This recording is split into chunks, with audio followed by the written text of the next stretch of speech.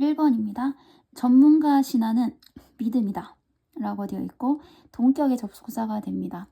접속사는 두 가지가 있죠. 그냥 명사절 접속사랑 동격의 접속사가 있는데 명사절 접속사는 앞에 명사가 없고 뒤에 완전한 문장. 왜? 자기가 명사기 때문에 앞에 명사가 따로 없습니다. 그리고 접속사는 무조건 뒷문장은 완전하게 되겠죠. 그럼 동격의 접속사는 뭐냐면 접속사니까 똑같이 뒷문장은 완전한데 이제 동격, 그러니까 같은 뜻의 명사가 하나 있는 것이 특징입니다. 그래서 얘랑 같은 뜻, 동격, 같은 뜻의 명사가 있는 접속사를 동격의 접속사라고 합니다.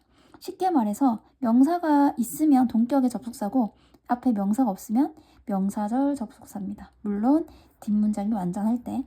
자, 그래서 전문가 신화는 뭐뭐라는 믿음이다. 어떤 믿음이냐면 더 비교급, 더 비교급으로 하고 있죠. 더 뭐뭐 할수록 더 뭐뭐 하다가 되고 더 비교급 주어 동사, 더 비교급 주어 동사 이런 식으로 됩니다. 여기에서 더 모얼, 더 비교급이고 더 모얼 크리에이티브 요까지가 비교급이 되겠죠. 더 창의적인 비교급이 되고 주어 동사 이렇게 됩니다.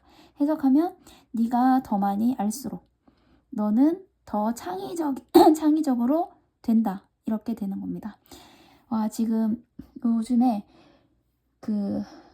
말을 너무 많이 하다 보니까 목소리가 장난이 아닌 것 같습니다. 조금 불편해도 이해하고 들어주세요. 목이 막 갈라지고 있습니다. 그래서 전문가 신화라는 것은 네가 더 많이 알수록 너는 더 창의적이 된다라는 믿음이다 라고 하고 있죠. 전문가 신화라는 말을 생각해 볼까요? 전문가 신화. 우리가 알고 있는 전문가를 한번 생각해 볼까요? 뭐 일타 강사 분들도 있을 것이고 또 뭐가 있을까요? 뭐 한 분야에서 엄청 뛰어난 분들 있죠. 한 가지를 너무 잘해가지고 그 분야에 탑이 돼 있는 그런 분들 있잖아요. 뭐 메이크업 아티스트일 수도 있고 그죠? 그런 어쨌든 전문가들은 우리가 알고 있기에 어떤 믿음을 갖고 있냐면 그 사람들이 많이 알수록 더 창의적인 거 아니야? 라고 믿고 있다는 거죠. 그러니까 많이 알고 있을 것 같아 무조건. 많이 아니까 저렇게 전문가가 됐겠지 라고 생각을 하는 거죠. 그래서 많이 알수록 더 창의적인 그런 방법들이 많이 나오는 거 아니야? 라고 생각을 한다는 거죠. 페이스가 표면이기 때문에 표면적으로 라고 해석을 해주면 되겠죠. 표면으로 보면 뭐 이런 뜻이니까 표면적으로. 그 다음에 seems는 뭐뭐처럼 보이다죠. 그리고 quite는 꽤가 됩니다. 그래서 이것은 꽤 어떻게 보인다? 논리적인 것으로 보인다가 되고 seem이 뭐뭐처럼이죠. 항상 여러분 기억해야 될 게 뭐뭐라고 이 물결이 들어가잖아요. 물결. 그러면 뒤에가 무조건 보어가 오게 됩니다. 물결이 오면. 그러면 보어 자리에 누가 못 오나요? 부사가 못 온다는 걸 꼭 기억을 해주셔야 됩니다.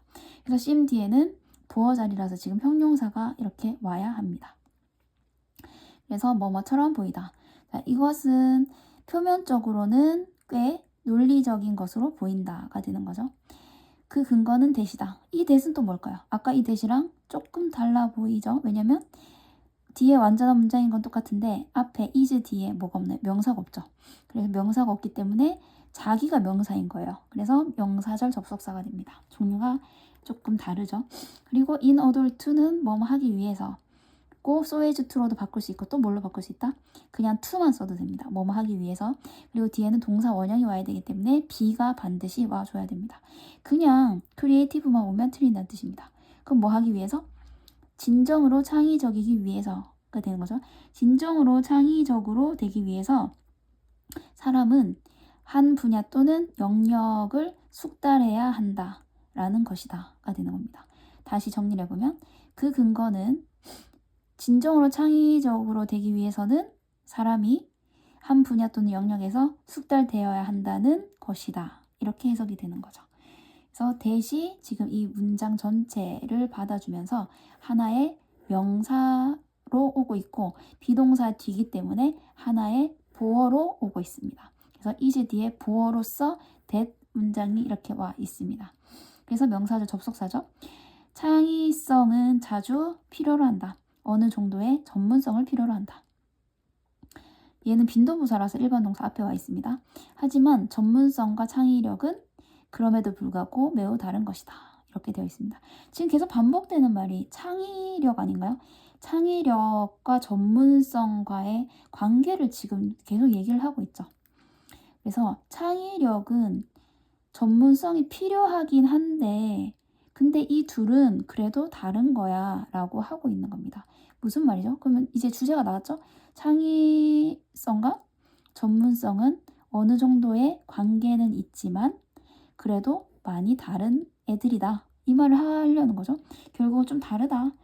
뭐 전문성이 있다고 해서 창의적인 것도 아니고 창의력이 있다고 해서 전문적인 것도 아니고 좀 다르긴 하다. 어느 정도는 뭐 필요로 하지만 라는 뜻입니다.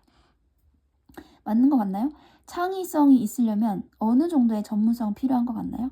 예를 들어서 내가 노래를 하나 만든다고 생각을 해볼까요? 작곡을 한다고 생각을 해보면 내가 뭐 아무것도 몰라. 뭐 음표도 하나도 모르고 막 피아노도 칠 줄 모르고 악보도 읽을 줄 모르고 아무것도 1도 몰라. 노래에 대해서. 그러면은 뭔가 창의적으로 노래를 만들기가 좀 가능할까요? 그래서 어느 정도는 그래도 전문성이 있어야 되죠. 적어도 그래도 이제 뭐 조금 음을 피아노로 조금 한 손으로라도 조금 뚱땅거릴 수 있다든지 어쨌든 어느 정도는 이제 뭔가를 창의적으로 만들어내려면 전문성이 어느 정도는 필요할 것 같습니다. 그쵸? 뭐 요리를 한다 그래도 아예 아무것도 모르는데 요리를 할 수는 없잖아요. 그런 식으로 어느 정도는 전문성은 필요한 건 맞는 것 같다. 하지만 그렇다고 해서 이 둘이 같은 건 아니다. 좀 매우 다르다라고 말을 하는 겁니다. 자, 누군가는 알 수 있다. 무엇을? A great deal 하면 많이란 뜻이고 어떤 것에 대해서 많이 알 수 있대요. 어떤 것에 대해서 많이 한다는 거는 전문성인 걸까요? 창의성인 걸까요? 많이 한다는 것은 전문성인 거겠죠. 그래서 어떤 사람은 어떤 것에 대해서 전문성은 가지고 있을 수 있다. and yet 그럼에도 불구하고란 뜻이고 그럼에도 불구하고 창의성은 little 거의 뭐뭐 않는이죠. 그래서 창의성은 거의 보여주지 않을 수도 있다. 이렇게 됩니다. can, no, can, show 이렇게 병렬이 됩니다. 그래서 어떤 사람이 전문성을 가지고 있으면서도 창의성은 거의 없을 수도 있다라고 얘기를 하고 있는 거죠. 어디에서? 그 영역에서. 그렇지 않을까요? 예를 들어서 지금 회사에 막 20년, 30년 다닌 분들 한번 생각해 볼까요? 그분들은 그 회사의 업무에 있어서 정말 전문적이지 않을까요? 정말 많이 알고 있지 않을까요? 정말 베테랑이겠죠? 근데 이제 그분들한테 막 새로운 아이디어를 내세요. 막 창의력을 한번 발휘해 보세요라고 하면 다 될까요? 그렇진 않을 것 같아요. 그죠? 그거는 정말 사람마다 다를 것 같고 그 분야에 대해서 잘한다고 해서 창의력이 막 많이 나오는 건 아닐 것 같습니다. 그래서 전문적이긴 하지만 창의력은 거의 없는 경우도 있다는 거를 얘기하고 있는 거죠. 하지만 창의적인 사람들의 삶에 대한 연구는 주어가 되죠. 연구는 보여준다. 동사가 단수 취급되었고 대을 보여준다. 이 대은 또 뭐죠? 주어, 동사, 목적어. 얘가 목적어로 쓰였습니다. 그래서 명사절, 접속사가 되겠죠. 그래서 무려 이 목적어가 하나, 둘, 셋, 네 줄입니다. 그래서 연구는 보여준다. 대시라는 사실을, 그러니까 여기부터 여기까지를 보여준다라고 하고 있습니다. 이만큼 보여주고 있습니다.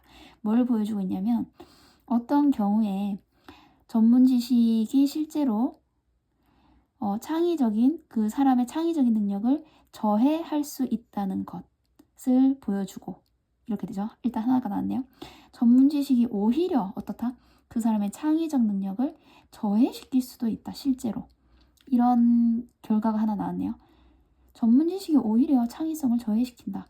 그러니까 도움이 되지는 못할 망정 그 전문 지식 때문에 오히려 창의성을 방해한다. 낮춘다. 이렇게 되겠네요. 전문성이 자람에 따라서 커짐에 따라서 창의성이 때때로 줄어든다.